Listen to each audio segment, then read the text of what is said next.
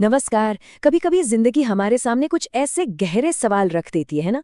आज हम उन्हीं सवालों के जवाब ढूंढने निकलेंगे आदित्य कुमार की किताब मंथन के साथ। देखिए, ये सिर्फ एक किताब नहीं है, ये तो जिंदगी पर दार्शनिक विचारों का एक ऐसा खजाना है जो हमें एक पल रुककर सोचने पर मजबूर कर देता है। तो चलिए इस वैचारिक मंथन की गहराई में उतरते हैं। इस किताब का जो नाम है मंथन, इसका मतलब ही बहुत गहरा है। मंथन यानी अपने अंदर के विचारों को मथना, बिल्कुल वैसे ही जैसे दूध को मथकर मक्खन निकाला जाता है।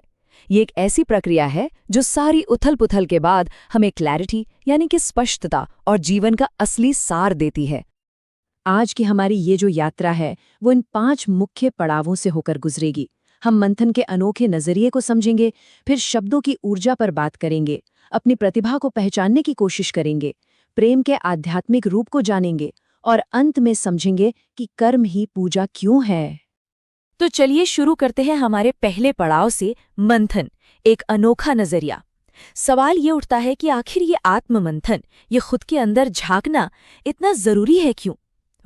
इस किताब का पूरा दर्शन इसी एक बात पर टिका है कि जिंदगी के असली जवाब बाहर की दुनिया में नहीं, बल्कि हमारे अपने अंदर ही छिपे हुए हैं।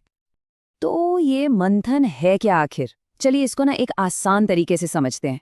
ये अपने ही विचारों और भावनाओं के गहरे समंदर में गोता लगाने जैसा है, ताकि सच का मोती ढूंढकर निकाला जा सके।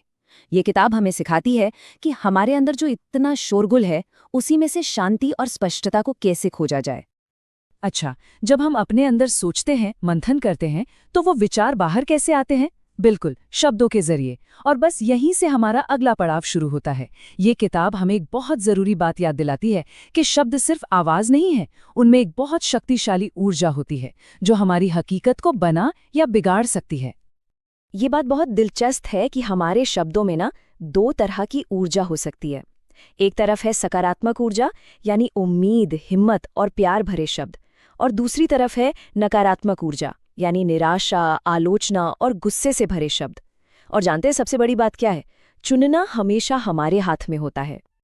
और इस बात को समझाने के लिए संत कबीर के इस दोहे से बेहतर और क्या हो सकता है? ये हमें सिखाता है कि बोलने से पहले अपने शब्दों को दिल के तराजू में तौलना कितना जरूरी है, क्योंकि एक बार वो मुंह से निकल गए तो अपनी ऊर्जा लेकर पूरे ब्रह्मांड में फैल जाते हैं। और जब हम सही शब्दों का इस्तेमाल करते हैं ना, तो खुद पर यकीन भी बढ़ने लगता है। और बस यहीं से हम अपनी यात्रा के तीसरे पड़ाव पर पहुंचते हैं, जो है अपनी उस खास काबिलियत को पहचानना जो हमें दूसरों से अलग बनाती है। मंथन हमें खुद से एक सवाल पूछने को कहती है, वो कौन सी एक छिपी हुई प्रतिभा है जो हमारी असली पहचान है। वो पेंटिंग हो सकती है, गाना गाना हो सकता है, या कुछ भी ऐसा जो हमें जिंदा महसूस कराए। यही वो चीज़ है जो हमें भीड़ में एक चेहरा बनने से बचाती है। पता है, लेखक को लिखने की प्रेरणा कहाँ से मिली? इसी एक सोच से। ये एक तरह की चेतावनी भी है और प्रेरणा भी, कि अगर हम अपनी प्रतिभा का इस्तेमाल नहीं करेंगे तो वक्त के साथ उसे खो देंगे। तो सबसे जरूरी बात यह है कि अपने उस हुनर को जिंदा रखें, उसे पोषित करते रहें।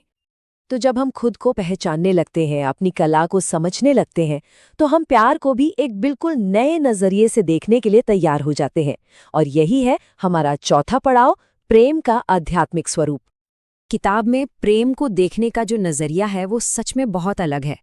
ये प्रेम को सिर्फ एक एहसास नहीं मानती, बल्कि इसे 2 आत्माओं के बीच आध्यात्मिक ऊर्जा का एक पवित्र लेनदेन मानती है। ये एक ऐसा बैलेंस है जो हमें खुद को और भी गहराई से समझने में मदद करता है। और ये लाइन, वाह, ये कितनी खूबसूरती से उस एहसास को बयां करती है कि सच्चा प्रेम हमें ईश्वर के, उस डिवाइन पावर के और करीब ले जाने का एक रास्ता बन सकता है। ये प्रेम को एक भावना से कहीं ऊपर एक साधना का दर्जा देती है।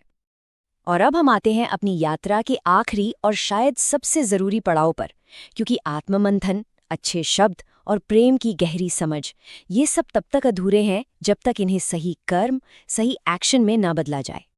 किताब हमें भगवद गीता के एक बहुत ही गहरे श्लोक की याद दिलाती है जो निस्वार्थ कर्म के दर्शन को बताता है। इसका सार ये है कि हमारा अधिकार सिर्फ और सिर्फ अपना काम करने पर है, उसके नतीजे पर नहीं। तो फल की चिंता किए बिना अपना कर्तव्य करते रहना, यही असली योग है।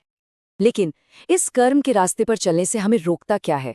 किताब के मुताबिक हमारे 2 सबसे बड़े दुश्मन हैं। पहला है कर्महीनता, यानी कुछ करना ही नहीं, और दूसरा है कोरी कल्पना, यानी सिर्फ ख्यालों में खोए रहना पर करना कुछ नहीं। एक सार्थक जीवन के लिए इन दोनों से बचना बहुत जरूरी है। तो कुल मिलाके इस किताब का निचोड़ क्या है? देखिए, संदेश बहुत ही साफ और सीधा है।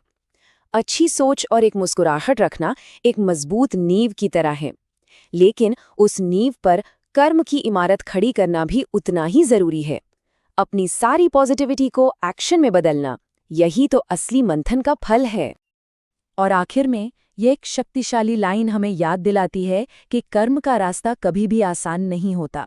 मुश्किलें आएंगी, असफलताएं भी मिलेंगी, लेकिन हर ठोकर, हर गिरावट हमें और मजबूत बनाती है। सच तो ये है कि संघर्ष ही आगे बढ़ने की प्रक्रिया है। तो सवाल बस इतना है कि क्या हम इस मंथन के लिए तैयार हैं?